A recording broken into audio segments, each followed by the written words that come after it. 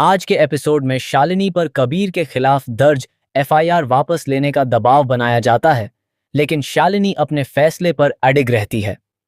दूसरी ओर अभय मरने से पहले शालिनी का नाम लेता है, जिससे शिव प्रसाद के मन में कई सवाल खड़े हो जाते हैं।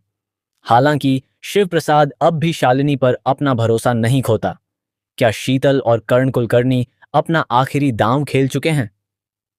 सीरियल में बड़ा मोड़ तब आता है जब बब्बर अभय को गोली मार देता है। मरने से पहले अभय के आखिरी शब्द शिव प्रसाद को गहरी उलझन में डाल देते हैं। वह समझ नहीं पाता कि क्या सचमुच शालिनी ने ही उस पर हमला करवाया था। जब शीतल शिव प्रसाद से पूछती है कि क्या हुआ, तो वह बताता है कि अभय ने आखिरी समय में शालिनी का नाम लिया था। इस पर शीतल फिर से शिव को भड़काने की कोशिश करती है और कहती है कि उसने पहले ही कहा था कि शालिनी ही दोषी है और वह विक्की शर्मा से प्यार करती है। लेकिन शिव प्रसाद इन बातों को मानने से साफ इनकार कर देता है। शिव का मानना है कि कोई और उसे मारने की कोशिश कर रहा था। वह यह स्वीकार नहीं करता कि शालिनी ने उस पर गोली चलवाई है। उधर शालिनी अपने बच्चों से कहती है कि मुंबई में बहुत सारे अच्छे स्कूल हैं और वह उनका दाखिला कराएगी। तभी चिंटू पूछता है कि इतने पैसे कहाँ से आएंगे और वह उन गंदे अंकल से पैसे लेने से मना करता है। चिंटू की बात सुनकर शालिनी नाराज हो जाती है। इसी बीच आराध्या, कबीर, मनीष, मल्हार और कर्ण वहां पहुंचते हैं। वे सभी शालिनी से कबीर के खिलाफ केस वापस लेने और घर लौटने की बात कहते हैं। मल्हार शालिनी से कहता है कि उससे गलती हुई है, जबकि कर्ण शालिनी का अपमान करते हुए उसे घर लौटने की सलाह देता है। यह सुनकर शालिनी गुस्से में आ जाती है और सभी को वहां से जाने के लिए कहती है। तभी कबीर शांति से शालिनी को समझाने की कोशिश करता है। वह कहता है कि वह लड़ाई करने नहीं आया है, बल्कि चाहता है कि शालिनी केस वापस ले ले ताकि सब कुछ पहले जैसा हो सके।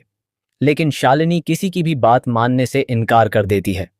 दूसरी तरफ शिव प्रसाद शीतल से कहता है कि उसे पूरा विश्वास है कि शालिनी आज भी उससे बहुत प्यार करती है। वह कहता है कि उसकी पत्नी गंगा जल की तरह पवित्र है और उसकी जिंदगी में सिर्फ एक ही पुरुष है और वह खुद है। यह सुनकर शीतल गुस्सा हो जाती है और कहती है कि जिस दिन शालिनी जेल जाएगी उसी दिन वह शिव से शादी करेगी। शीतल की यह बात सुनकर शिव प्रसाद नाराज हो जाता है और घर वापस जाने की बात करता है। उधर शालिनी को लगातार बदनाम किया जा रहा है, लेकिन वह सभी को समझाने की कोशिश करती है कि यह सब किसी की सोची समझी साजिश है। हालांकि उसे अभी तक यह नहीं पता कि इस साजिश के पीछे कौन है। वह कहती है कि चाहे कर्ण कुलकर्णी हो, कबीर कुलकर्णी, मनीष दीक्षित या फिर मल्हार दीक्षित, वह सच्चाई का पता लगाकर रहेगी और दोषी को सजा दिलाएगी। मल्हार शालिनी से घर लौटने की विनती करता है, जबकि मनीष बच्चों को बोर्डिंग स्कूल भेजने की बात करता है। लेकिन शालिनी साफ कह देती है कि वह अपने बच्चों को खुद पाल सकती है और उसे किसी की मदद की जरूरत नहीं है। इसके बाद कर्ण अपने बेटे को बचाने के लिए शालिनी के सामने एक सौदा रखता है।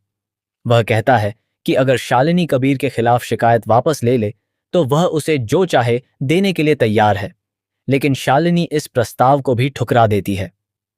उधर शीतल फिर से शिव प्रसाद को समझाने की कोशिश करती है कि इतने सबूत और गवाहियां शालिनी के खिलाफ हैं, फिर भी वह उस पर भरोसा क्यों कर रहा है। लेकिन शिव प्रसाद कहता है कि वह जानता है कि शालिनी बेगुनाह है और वह इसे साबित करके रहेगा। एपिसोड के अंत में सबसे बड़ा खुलासा तब होता है जब युवराज विक्की शर्मा खुद कबूल करता है कि वही असली कातिल है।